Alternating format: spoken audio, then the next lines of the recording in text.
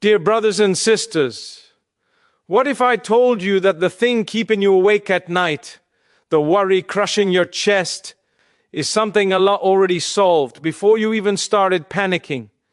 What if your stress is not a sign of danger, but a sign that you've forgotten who is in control? Stop worrying, not because life is easy, but because Allah is greater than every problem you face. Worry is natural. Even the strongest believers feel it. The heart shakes, the mind races, and the future looks dark. But remember this, worry begins where trust ends, and trust begins when you realize that Allah never abandons those who turn to Him sincerely. Look at the life of Prophet Musa, peace be upon him, trapped between the sea and an enemy army, no escape, no backup plan. People around him panicked, but he said with calm certainty, "No, my Lord is with me, He will guide me." And Allah made a way where there was none. The sea split, not before the fear, after the trust. This is how Allah works. He does not always remove the storm immediately. Sometimes He strengthens your faith inside the storm. You worry because you are trying to control outcomes that were never in your hands. Risk was written before you were born. Your future was planned by the one who sees what you cannot. So why exhaust your heart trying to manage what Allah already perfected? Understand this deeply. Allah delays, but He never forgets. He closes one door not to punish you, but to redirect you. Many of the blessings you enjoy today were born from moments you once cried over. Look at Prophet Yusuf, peace be upon him, betrayed, thrown into a well, sold as a slave, imprisoned for a crime he did not commit, years of hardship, years of silence. But Allah was arranging everything. The prison was not punishment, it was preparation. And in the end, Allah raised him to honor beyond imagination. Your delay might be your elevation. Stop worrying about how it will happen. That is not your job. Your job is sabr, du'a, and tawakkul. When you take one step toward Allah, He comes running toward you. When you trust Him fully, He opens doors you didn't even know existed. Remember, Allah can change your situation in a single moment. One phone call, one opportunity, one answered du'a. The same Allah who turned fire cool for Prophet Ibrahim, peace be upon him, can turn your hardship into ease. Worry ends where trust in Allah begins. Stress comes from trying to control what only Allah controls. True peace starts with tawakkul. Worry is something every human being experiences. It enters the heart quietly, grows in the mind, and slowly begins to steal peace from the soul. You wake up thinking about problems, you fall asleep carrying the same weight, and sometimes you feel exhausted without even doing anything physical. But understand this clearly, worry does not change destiny, and it does not solve problems. It only drains the heart. This is why worry ends exactly where trust in Allah begins. When a person truly understands who Allah is, their perspective on life changes. Allah is al-Wakil, the one who takes care of every affair. He is a Latif, subtle in His planning, arranging matters in ways the human mind cannot comprehend. Yet we worry because we think everything depends on us. We believe if we don't overthink, panic, and stress, things will collapse. But this is an illusion. Control was never in your hands. From the moment you were created, your sustenance, your tests, and your relief were already written. Worry usually comes from fear of the future. What if this doesn't work? What if I fail? What if people leave? What if I lose what I love? But the future belongs to Allah alone. The same Allah who took care of you when you were helpless, when you couldn't even feed yourself, is still in charge today. If He carried you through difficulties you once thought you would never survive, why would He abandon you now? Look at the lesson in the words of Prophet Musa, peace be upon him, when he stood before the sea with an enemy behind him. Any human mind would panic. Any logical plan would fail. Yet his heart was anchored in certainty. He did not say, "I hope Allah helps us."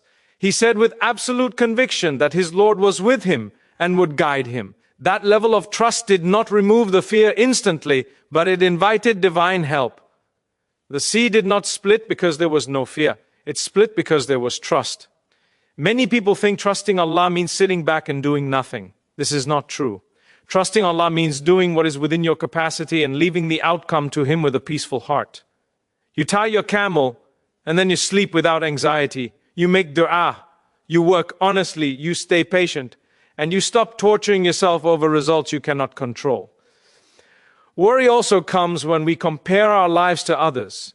We see people succeeding faster, living easier lives, and receiving things we desire. This comparison makes us question Allah's plan. But every soul has a unique journey. What is delayed for you is not denied. Allah knows the exact timing that will protect your heart, your faith, and your future. Something given too early can destroy you, and something delayed can save you. When trust enters the heart, peace follows. This does not mean problems disappear overnight. It means your heart no longer collapses under pressure. You still feel pain, but you are not broken by it. You still face uncertainty, but you are not paralyzed by fear. You learn to say, Ya Allah, I don't understand this test, but I trust you completely.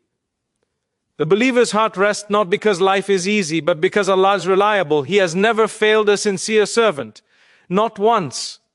Every tear you shed is recorded. Every dua you whisper is heard. Every moment of patience is stored with reward. When you truly trust Allah, worry loses its power over you.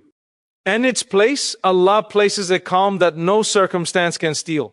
Allah makes a way when there seems to be none, from Prophet Musa, peace be upon him, to Prophet Yusuf, peace be upon him. Allah turns impossible situations into miracles. There are moments in life when the path ahead looks completely blocked. You search for solutions, you try every possible door, and one by one they close. At that point, the heart begins to whisper hopeless thoughts, telling you that there is no way out. But this is exactly the moment when Allah's help is closest. Because Allah does not operate within human limitations. He creates openings where the mind sees walls, and He brings relief from directions you never expected. When Allah makes a way, He often does so after human effort reaches its limit. Not because He enjoys seeing His servants struggle, but because this is when the heart finally turns to Him completely. As long as you rely on your own strength, you feel in control. But when all control is taken away, sincerity is born. That is when du'a is no longer casual words, but a desperate conversation from the depths of the soul. Think about Prophet Yusuf, peace be upon him. His life teaches us that Allah's plan unfolds even when everything appears to be falling apart. He was thrown into a well by his own brothers, not by enemies. Later, he was sold as a slave, stripped of dignity and freedom. Then, despite his innocence, he was imprisoned. From the outside, there was no way forward. Every chapter seemed darker than the last, but Allah was present in every step, guiding the story toward an ending only He could see. The well led him to a palace. The prison led him to authority. What looked like destruction was actually direction. Allah was building His character, His patience, and His wisdom long before granting him honor. If Prophet Yusuf, peace be upon him, had been rescued from the well immediately, the entire journey would have been different. Sometimes Allah allows hardship to remain because it is shaping you for what is coming next. Many people lose hope because they expect Allah's help to arrive in familiar forms. They look for immediate relief, instant success, or clear signs. But Allah's help is often subtle. It may come as strength to endure instead of an escape. It may come as guidance to walk away instead of staying. It may come as a closed door that protects you from something harmful. Just because relief doesn't look the way you imagine doesn't mean Allah isn't working. Understand this deeply. Allah's power is not limited by time, resources, or circumstances. He does not need connections, wealth, or approval from people. A single command from Him can change your life in seconds. He can soften hearts, reverse decisions, and open opportunities from places you never considered. That is why despair is not just emotional weakness, it is a misunderstanding of who Allah is. When a believer truly trusts Allah, they stop asking, why is this happening to me? And begin asking, what is Allah teaching me through this? This shift changes everything. The problem may remain, but the heart becomes stronger. Fear turns into patience. Confusion turns into surrender, and surrender invites divine assistance. There is a special type of help Allah gives to those who keep faith when there is no visible hope. It is the help that arrives quietly, suddenly, and perfectly timed. One phone call, one meeting, one opportunity, one answered dua.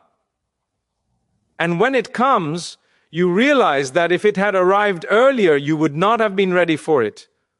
So when you feel stuck, remember that Allah specializes in impossible situations. When you see no way, remind yourself that Allah is the one who creates ways. Keep walking toward Him even if you can't see the path clearly, because the one who controls the path is already guiding your steps even when you feel lost. Delays are divine preparation, not rejection. What feels like loss or silence is often Allah arranging something far greater for you. Delays are one of the hardest tests for the human heart. Waiting tests patience, silence tests faith, and unanswered du'a tests trust. When something you deeply want does not arrive on time, the mind begins to assume rejection. You start questioning yourself, your worth, and sometimes even Allah's care. But this is where many people misunderstand Allah's wisdom. A delay from Allah is not a denial. It is often protection, preparation, or redirection. Allah sees what you cannot see. You see today, Allah sees your entire future. You see the desire, Allah sees the consequences of that desire. If something were given to you at the wrong time, it could harm your faith, your character, or your akhirah. So Allah in His mercy withholds it until the right moment, or replaces it with something better. Think about how many times you begged for something in the past that you're now grateful you never received. At the time, it felt like loss. Later, it revealed itself as mercy. This is how Allah educates the believer's heart, by teaching it that not everything you want is good for you, and not everything that hurts you is bad. Prophet Yusuf, peace be upon him, waited years before seeing the wisdom behind his pain. The delay was long, the injustice was heavy, but Allah was not late. Every year of waiting was shaping him into someone capable of handling power with humility, authority with justice, and success with gratitude. If the honor had come earlier, the strength to carry it would not have been there. Many people ask Allah for success, marriage, healing, or ease, but they are not yet ready for what they are asking. Readiness is not about desire, it is about capacity. Allah prepares the heart before He changes the situation. He teaches patience before granting relief. He builds reliance on Him before removing hardship. This preparation often happens through delay. Silence from Allah does not mean He is absent. Silence is often an invitation to grow closer. In delay, you learn how to make du'a with sincerity. You learn humility. You learn how fragile you truly are without Allah.